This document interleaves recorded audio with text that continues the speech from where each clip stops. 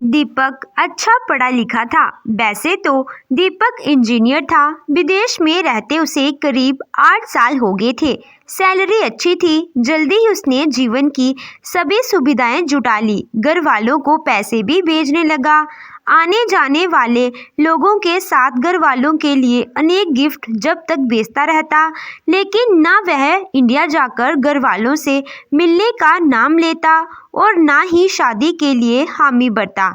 उसके पिता अक्सर किसी न किसी कन्या के संबंध में लिखते, उसकी राय मांगते, पर वह टाल जाता। बहुत पूछे जाने पर उसने साफ लिख दिया कि मुझे अभी शादी नहीं करनी। 9वें साल जब उसके पिता ने बार बार लिखा कि उसकी माँ बीमार रहती है और वह कुछ दिन की छुट्टी लेकर आ जाए, तो वह 6 महीने की छुट्टी ले इंडिया की ओर चल पड़ा। घर वालों की खुशी का ठिकाना न रहा। कई रिश्तेदार एयरपोर्ट पर उसे लेने पहुंचे। माता पिता की आंखें खुशी से चमक उठी। दीपक की माँ की बहुत अच्छा थी कि इस साल मैं उसकी शादी कर दे। दीपक ने तरह तरह से टाला। पत्नी को तो मैं अपने साथ ले जाऊंगा, फिर तुझे क्या सुख मिलेगा? वहाँ में मकान बहुत महंगे मिलते हैं। मैं तो सुबह 8 बजे का घर से निकला, रात 10 बजे काम से लौट पाता हूँ। वह बैठी बैठी मक्खियाँ मारेगी। पर माँ ने उसकी एक नहीं सुनी। छोटे भाई बहन भी थे। आगे का मलबा हटे तो उनके लिए रास्ता साफ हो जाए। सुंदर कमाऊ लड़का देखकर कुंवारी कन्याओं के पिता ने पहले ही चक्कर काटने आरंभ कर दिए। जगह जगह से रिश्तेदारों की सिफारिशें आने लगी। दबाव बढ़ने लगा। खाने की मेज पर शादी के लिए आए प्रस्तावों पर विचार विमर्श होता रहता।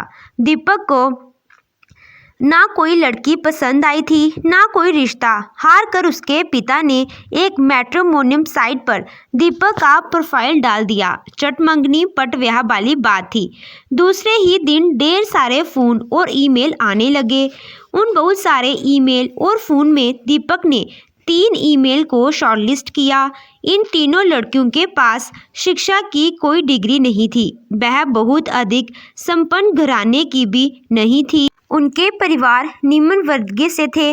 घर वाले हैरान थे कि इतना पढ़ा लिखा काबिल लड़का और इसने बिना पढ़ी लिखी लड़कियां पसंद की। फिर कोई ख्याप्रता परिवार भी नहीं कि दहेज अच्छा मिले या वह लोग आगे कुछ काम कर सके। पर क्या करते, मजबूरी थी। शादी तो दीपक की होनी थी। तीनों लड़कियों को देखने का प्रोग्राम बनाया गया। एक लड़की बहुत सुंदर थी पर शरहरे बदन की थी। दूसरी लड़की का रंग सांवला था पर नैन नक्श बहुत अच्छे थे। स्वास्थ्य सामान्य था। तीसरी लड़की का रंग रूप और स्वास्थ्य भी बहुत अच्छा था। दीपक ने तीसरी लड़की को ही पसंद किया। घर वालों को उसकी पसंद पर बड़ा आश्चर्य हुआ। शिक्षा दीक्षा के संबंध में दीपक ने 2 टूक उत्तर दे दिया। मुझे पत्नी से नौकरी तो करानी नहीं, मैं स्वयं ही बहुत कमा लेता हूँ। रंग रूप के संबंध में उसकी दलील थी, मुझे फैशन प्रस्त सौंदर्य प्रतियोगिताओं में भाग लेने वाली गुड़िया नहीं चाहिए। मुझे तो गृहस्थी चलाने के लिए औरत चाहिए। सुनने वालों की आंखें फैल गई। कितना सुंदर पढ़ा लिखा, ऊंचा वेतन पाने वाला लड़का और कैसा सादा मिजाज। 2-4 हम जोलियों ने मजाक में अवश्य कहा कि यह तो चावल में उड़द या गिल्ट में हीरा जड़ने वाली बात हुई। पर जिसे पिया चाहे ही सुहागिन। लड़की वालों की तो जैसे लॉटरी खुल गई थी। घर वाले कल्पना से परे दामाद जो मिल गया था, वरना कहाँ संध्या जैसी मिडिल पास साधारण लड़की और कहाँ दीपक जैसा सुंदर व सुपन वर। शादी धूमधाम से हुई। दीपक और संध्या हनीमून के लिए नैनीताल गए। 15 दिन जैसे पलक झपकते ही बीत गए। सुबह नाश्ता करके हाथ में हाथ डाले नव दंपति घूमने निकल जाते। शाम को भी अक्सर वह घूमने या पिक्चर देखने चले जाते। सोने के दिन थे और चांदी की रात। संध्या को कभी कभी लगता कि यह सब एक सुंदर सपना है। वह आंखें फाड़ फाड़ कर दीपक को घूरने लगती। उसकी यह दृष्टि दीपक के मर्मस्थल को भेद देती। वह गुदगुदी करके या चिकोटी काट कर उसे वर्तमान में ले आता। संध्या उसकी गोद में लेट जाती। दीपक की गर्दन में दोनों बाहें डालकर दबे स्वर में पूछती, जिंदगी भर मुझे ऐसे ही प्यार करते रहोगे ना?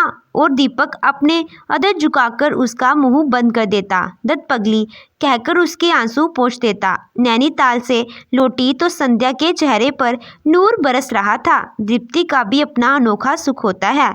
दीपक की छुट्टियां खत्म होने वाली थी। संध्या को वह अपने साथ विदेश ले जाना चाहता था। उसकी माँ ने दबी जबान से कहा, बहू को साल 2 साल यही रहने दे। साल भर तक रस्म रिवाज चलते हैं, फिर हमें भी कुछ लगेगा कि हाँ दीपक की बहू आ गई। पर दीपक ने एक ना मानी।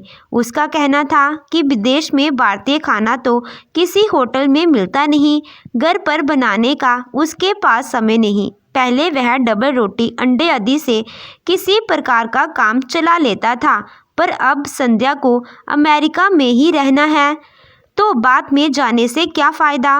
वहाँ के माहौल में वह जितनी जल्दी घुल मिल जाए उतना ही अच्छा। वह संध्या को साथ लेकर अमेरिका रवाना हो गया। जहाज जब बादलों में विचरने लगा तो संध्या भी ख्यालों की दुनिया में खो गई। शादी के बाद वह जिस दुनिया में रह रही थी उसकी उसने कभी कल्पना भी नहीं की थी। उसने तो कभी जहाज में बैठने की भी कल्पना नहीं की थी। उसके परिवार में भी शायद ही कोई कभी जहाज में बैठा हो। नैनीताल का भी उसने नाम ही सुना था। पहाड़ों को काट कर बनाए गए प्रकृति के उस नीर भरे कटोरे को उसने आंख भर देखने के बारे में भी नहीं सोचा था। पर वहाँ उसने जीवन शक कर लिया। वहाँ बिताए दिनों को क्या वह जीवन भर भूल पाएगी?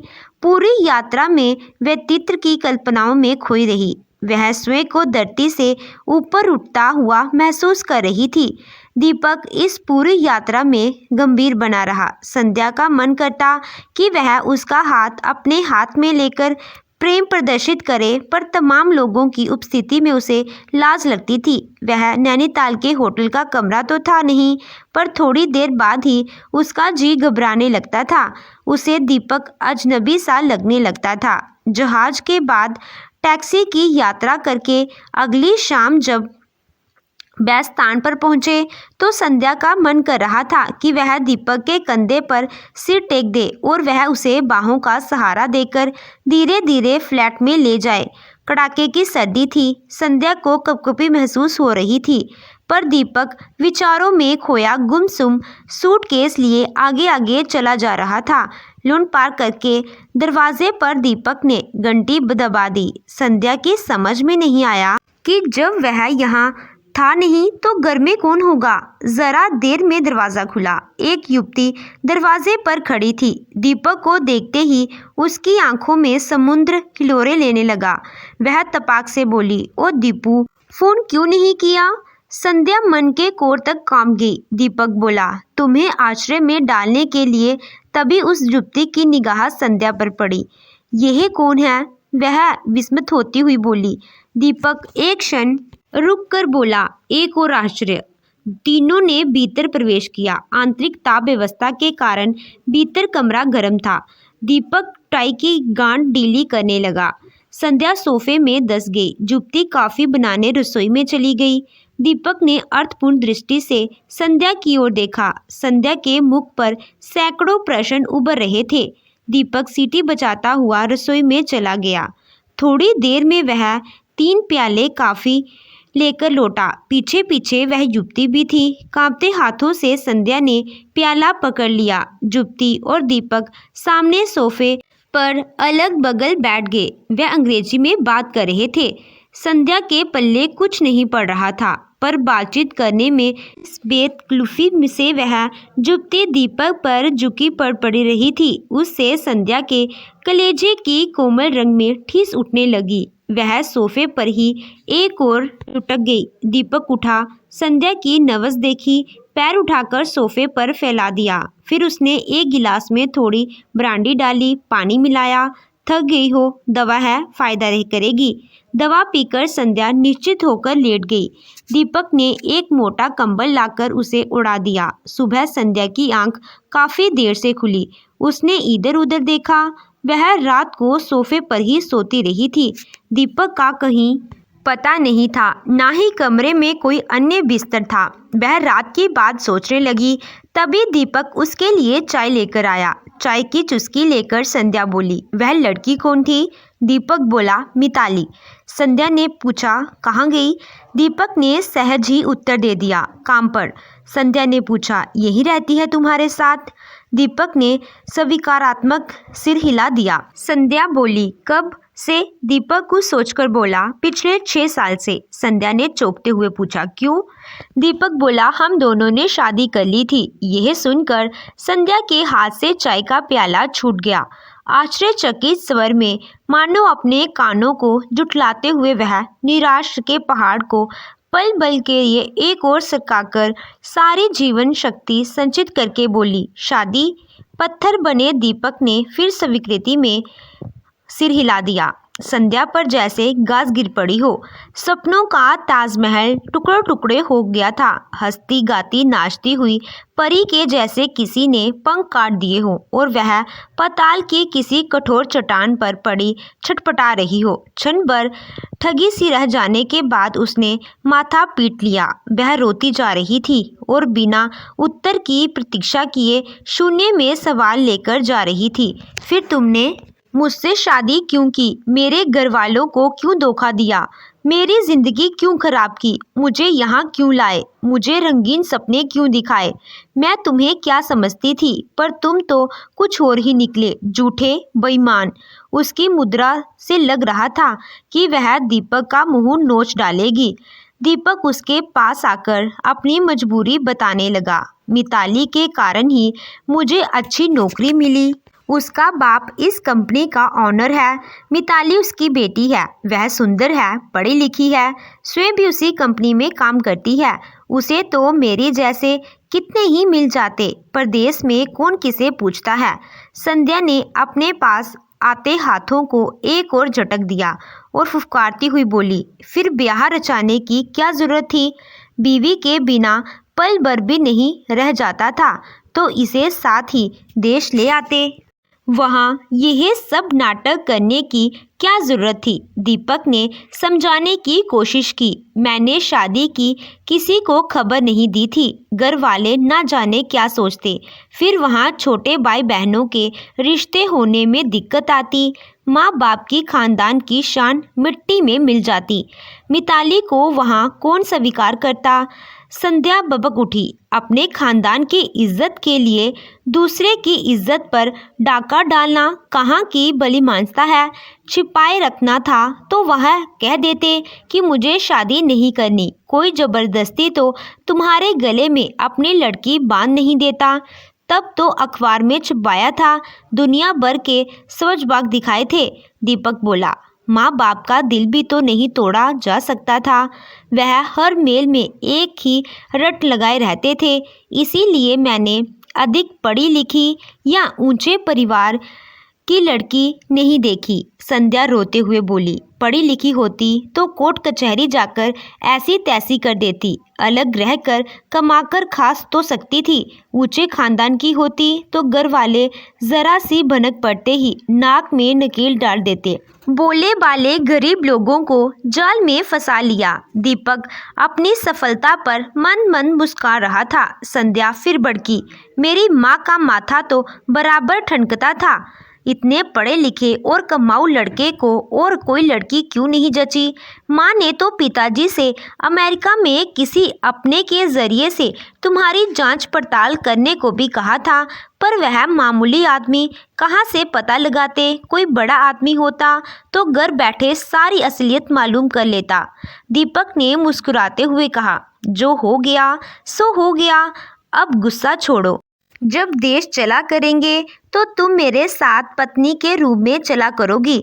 यहाँ मिताली मेरी पत्नी रहेगी। संध्या ने बौखलाकर कहा, फिर मुझे यहाँ किस लिए लाए हो? सच्चाई पता नहीं चलती तो मैं वही तुम्हारा नाम की माला जपती रहती। यहाँ तो पल पल तड़पती रहूंगी और करूंगी भी क्या?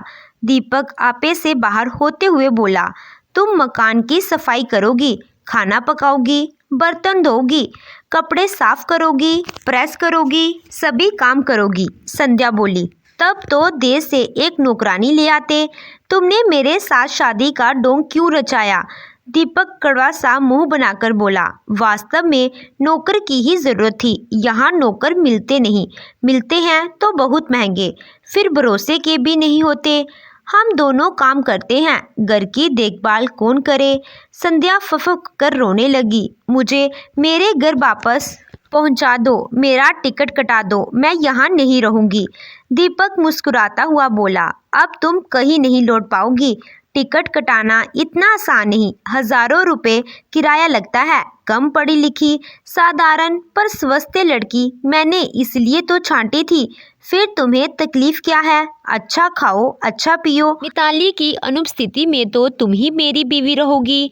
संध्या स्वयं को बहुत मजबूर महसूस कर रही थी। चिल्लाकर बोली, तुम मिताली को छोड़ नहीं सकते, उसे तलाक दे दो। दीपक बोला, अपनी औकात में रहो, उसी के बलबूते पर तो सब ठाट बाट है। संध्या सिर थामकर बैठ गई। अगले दिन से उसे घर के काम धंधे में जुटना पड़ा।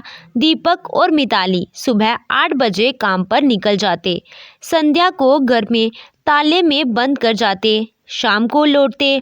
दीपक ने मिताली से संध्या के संबंध में बताया था कि कामकाज के लिए नौकरानी लाया हूँ। वह उसी लहजे में संध्या से बात करती, बात बात पर गाली देकर डांटती। रात को वह दोनों शयनकक्ष में रंगलियां मनाते और संध्या रसोई के बराबर वाले स्टोर में सिकुड़ी समीटी आंसू बहाती हुई पड़ी रहती। एक बार उसने घर से निकल भागने की कोशिश की, पर पकड़ी गई। दीपक ने उसे मारा। मुक्ति की कोई राह नहीं दिखती थी। किसी तरह घर से निकल भी पड़े तो जाए कहाँ? वैसे वह हर दम तैयार रहती थी। गर्म कपड़ों के नीचे अपने सारे जेवर हर समय पहने रहती थी। अंत में एक दिन एक अवसर हाथ भी आ गया था। दीपक और मिताली के विवाह की वर्षगांठ थी। 10 दंपति आमंत्रित थे। काफी रात तक खाना पीना, नाच गाना, शोर शराबा चलता रहा। ऐसे में संध्या का किसको ध्यान रहता? खिलाने पिलाने का काम निपटा कर वह चुपचाप निकल पड़ी। रात के करीब 12 बज रहे थे। रास्ता ठीक तरह मालूम नहीं था, फिर भी वह झील की तरफ चली जा रही थी। तभी एक टैक्सी पास से निकली और आगे जाकर रुक गई। संध्या के प्राण सूख गए। आकाश से गिरी खजूर में अटकी, जाने अब क्या हो गया। कौन हो? कहीं दीपक ही तो नहीं? दीपक नहीं था, पर जो अजनबी था वह बहुत अपना सा लग रहा था। चेहरा दाढ़ी मूछ में छिपा था, पर ईमानदारी भोलापन आंखों से छलकी पड़ रही थी। वह सरदार मनजीत सिंह टैक्सी ड्राइवर था। संध्या ने प्रदेश में पहली बार किसी सरदार को देखा था। उसे लगा जैसे वह पंजाब में कहीं अपने गांव में खड़ी है। भारतीय स्त्री को देखकर मनजीत सिंह भी चौंका। वह उसे बेहद डरी हुई दिख रही थी। मनजीत ने अनुमान लगाया कि वह झील में डूबकर आत्महत्या करने जा रही है।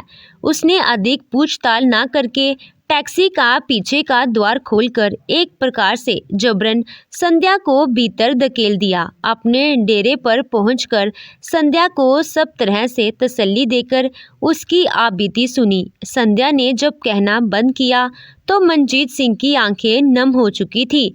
3 साल पहले उसकी अपनी सगी बहन को भी कोई डॉक्टर इसी प्रकार ब्याह कर ले आया था। बहुत दिनों बाद बहन ने जैसे तैसे किसी प्रकार फ़ोन किया था, पर जब तक मनजीत यहाँ तक पहुँचाने का जुगाड़ कर पाया, वह जीवन से तंग आकर आत्महत्या कर चुकी थी।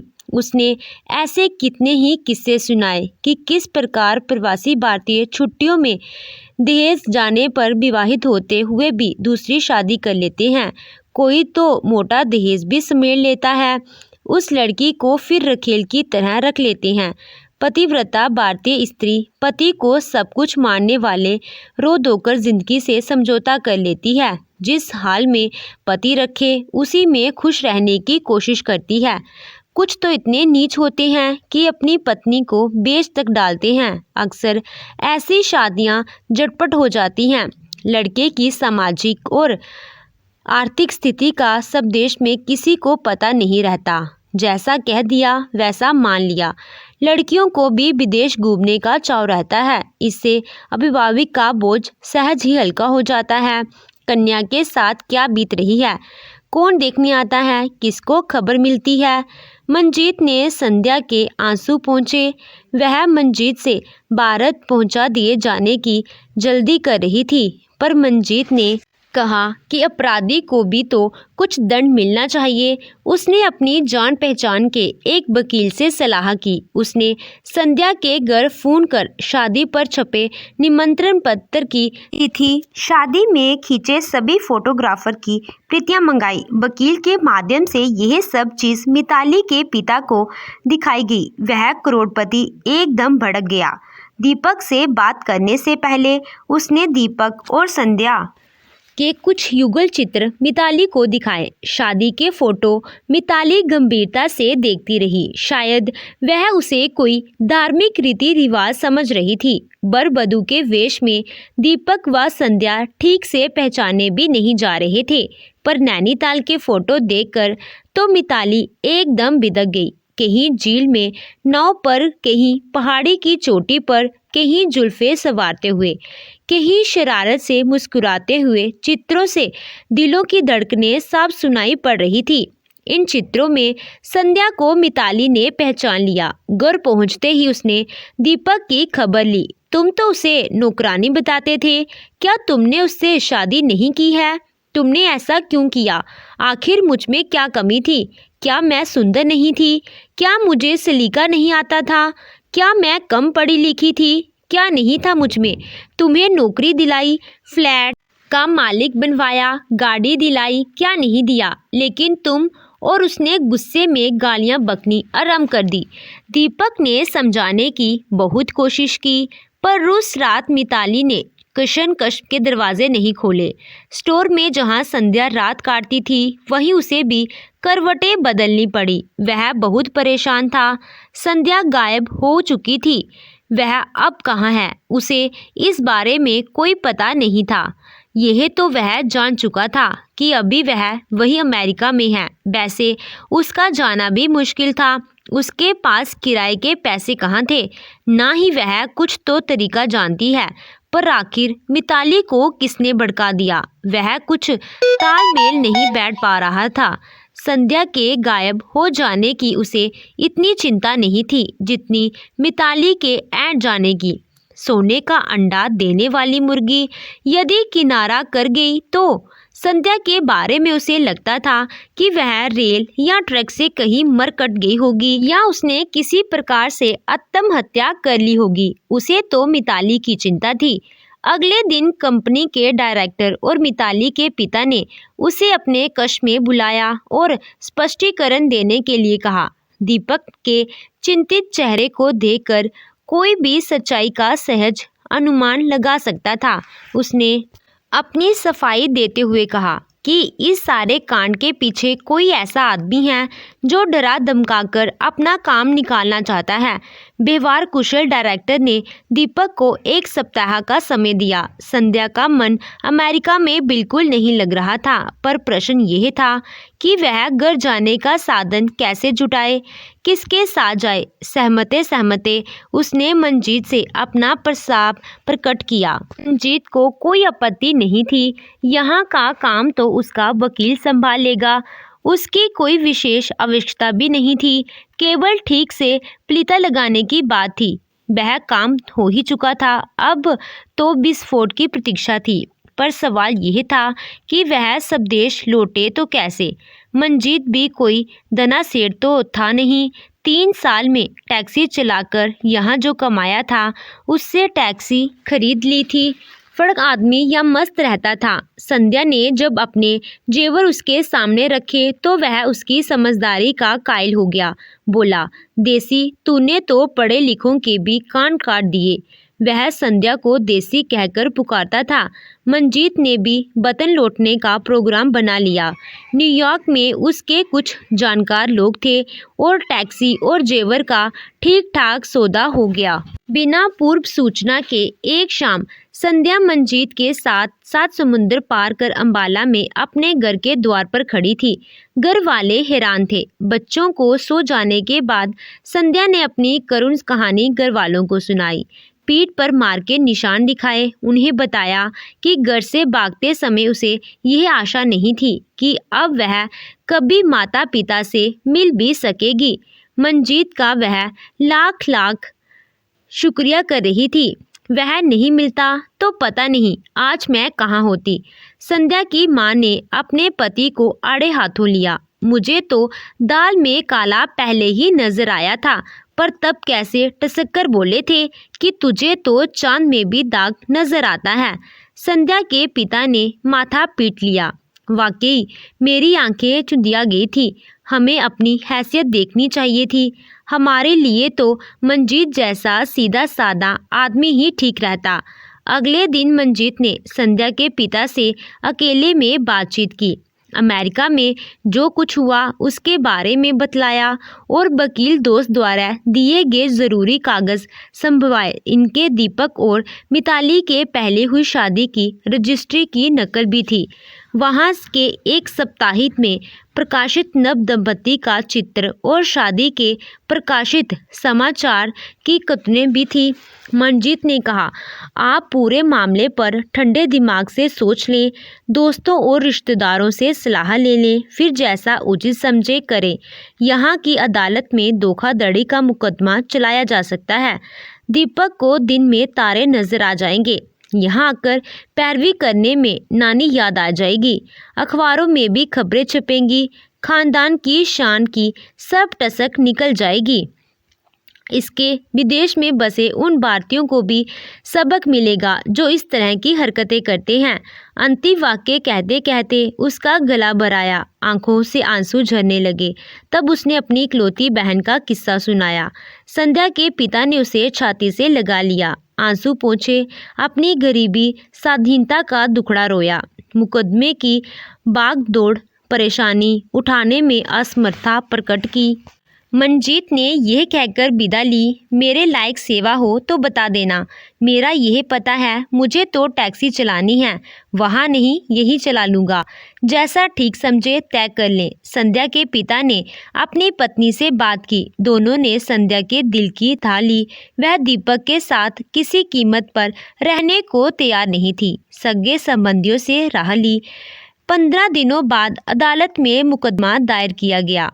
दीपक ने मिताली से समझौते की बहुत कोशिश की, पर वह तलाक पर अड़ी थी। करोड़पति बाप की उस बेटी को पतियों की क्या कमी थी। उसे सबसे बड़ा मलाल यह था कि दीपक ने उससे झूठ क्यों बोला, संध्या को नौकरानी बतलाया। अनजाने में संध्या के प्रति किए गए अपने व्यवहार के लिए वह बहुत लज्जित थी। वह संध्या को खोजकर उससे माफ़ी मांगने को आती। संध्या के प्रति किए गए अपमानजनक व्यवहार का उसे एक ही प्रायश्चित नजर आ रहा था, दीपक से तलाक। तलाक का मतलब दीपक के लिए अपने अस्तित्व पर ही गिरफ्त था। यह नौकरी तो हाथ से जा रही थी। अन्य कहीं पर भी ढंग की नौकरी मिलने की उम्मीद नहीं थी। जहां भी जाएगा पुरानी कंपनी में किए गए अच्छे काम का प्रमाण पत्र देना होगा। झूठ बोलकर तिड़ंगबाजी करके नौकरी मिल भी गई तो देर सवेर नई कंपनी वाले पुरानी कंपनी से रिपोर्ट अवश्य मांगेंगे। उसका विषय भालू की तरह बह जाने वाला था। तभी भारत से अंबाला की अदालत से कचहरी में पेश होने का सम्मान पहुंचा। दीपक ने सिर पीट लिया। उसने घर वालों को लिखा कि संध्या को गलत फहमी हो गई है, समझा बुझाकर मामला रफा दफा कर दें।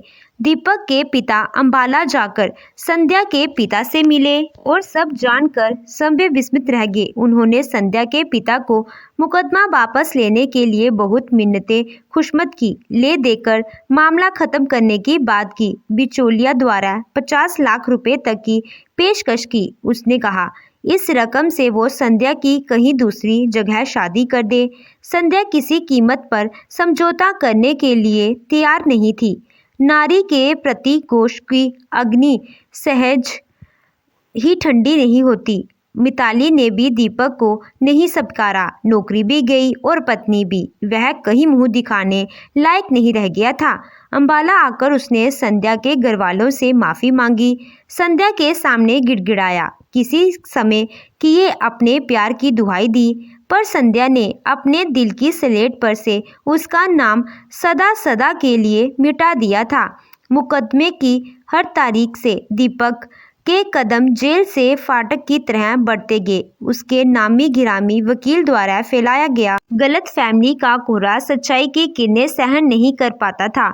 और जब संध्या के वकील ने अमेरिका से आया मिताली का वह पत्र अदालत में पढ़कर सुनाया, जिसमें उसने संध्या से अपने व्यवहार के लिए माफ़ी मांगने की अतिरिक्त यह भी लिख रखा था कि ज़रूरत पड़े तो वह भारत आकर गवाही देने को भी तैयार है, तो दीपक की पैरवी में कोई दम ही नहीं रह गया था।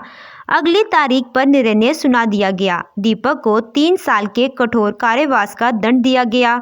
हर जाने के तौर पर 20 लाख रुपए संध्या को दिए जाने का भी आदेश था, अन्यथा कारावास की अवधि 2 वर्ष और बढ़ा दी जानी थी।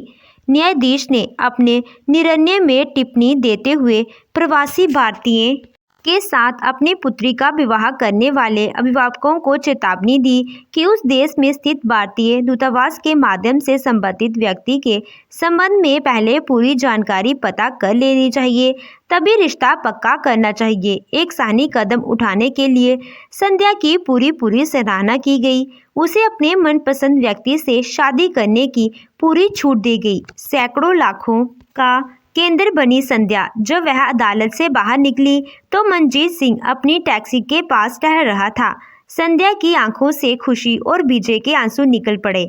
वह मंजीत की तरफ बढ़ी, एक क्षण ठिठकी और फिर उसके कंधे पर हाथ रखकर उसकी छाती पर अपना सिर टिका दिया। अगले रविवार को एक साधारण से समारोह में संध्या और मंजीत का विवाह हो गया। तो दोस्तों, आपको ये कहानी कैसी लगी कमेंट कर ज़रूर बताइएगा। कहानी अच्छी लगी हो तो वीडियो को लाइक कीजिएगा, चैनल पे नए हो तो चैनल को सब्सक्राइब कीजिएगा। Thank you.